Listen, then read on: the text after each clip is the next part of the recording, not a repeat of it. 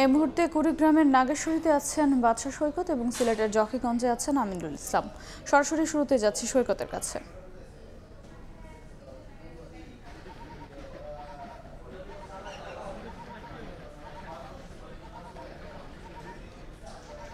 আমি এই মুহূর্তে যে জায়গাটিতে দাঁড়িয়ে আছি এটি কুড়িগ্রামের নাগেশ্বরী উপজেলার বামনডাঙ্গা ইউনিয়নের মিয়াপাড়া এলাকায় আমি রয়েছি। আমার ঠিক পিছনে আমি যদি দেখাই যে আমার ঠিক পিছনেই দুধকুমার নদী যে নদ রয়েছে, সেই নদের যে বন্যা নিয়ন্ত্রণ যে বাঁধ, সেই বাঁধের প্রায় 100 মিটার ভেঙে সেই পানি কিন্তু হু হু করে ঢুকছে লোকালয়ে।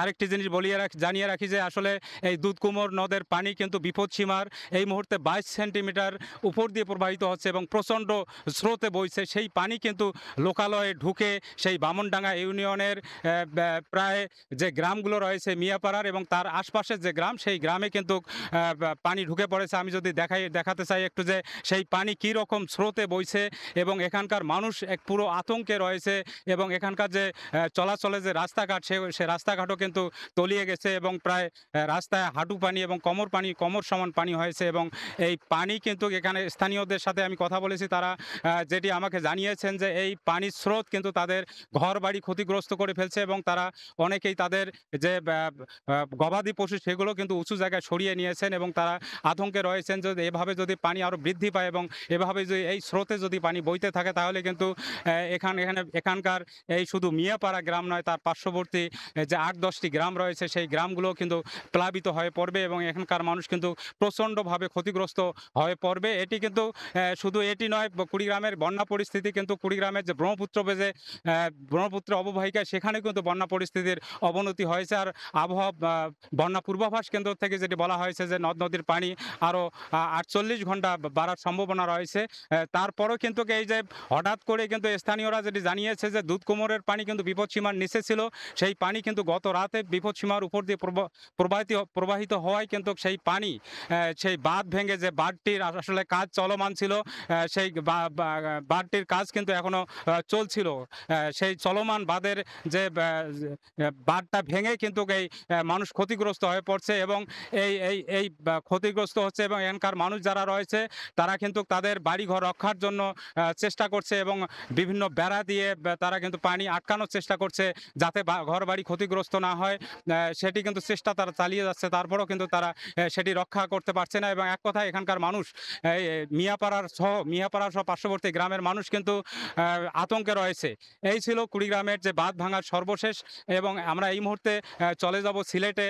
রয়েছেন আমাদের সহকর্মী আমিনুল ইসলাম। আমরা সেখানকার বন্যা পরিস্থিতি জানার জন্য সরাসরি তার কাছে চলে যাচ্ছি।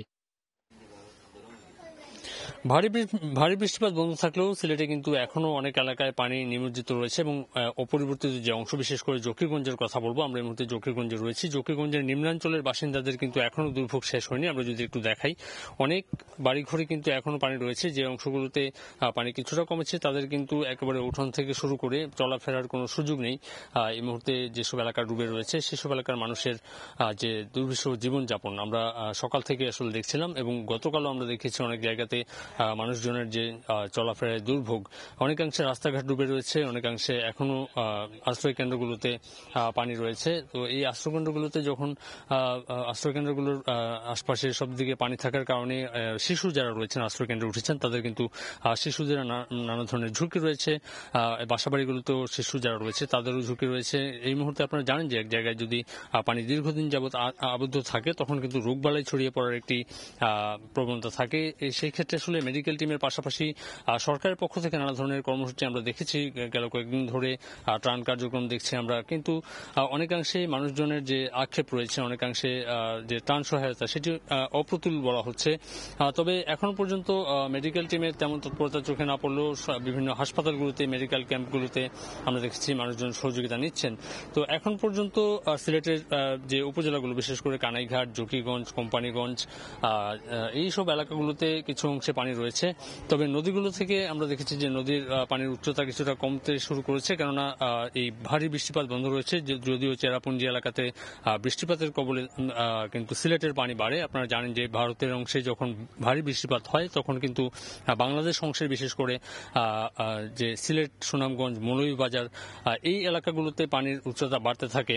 তো এখন পর্যন্ত আসলে যে জকিগঞ্জ অংশের যে দৃশ্যটি আপনারা দেখতে পাচ্ছেন, সেই অংশে কিন্তু পানির যে উচ্চতা সেটি আরো হয়তো কমে যেতে আরো কিছুটা সময় লাগতে পারে। তো এখন পর্যন্ত স্থানীয় জনপ্রতিনিধি পর্যায় থেকে আমরা দেখছি মানুষজনকে সহযোগিতা করার চেষ্টা করা হচ্ছে। এই ছিল আসলে সিলেট থেকে আমার কাছে সর্বশেষ। বন্যা পরিস্থিতির খবর জানছিলাম কুড়িগ্রাম ও সিলেট থেকে।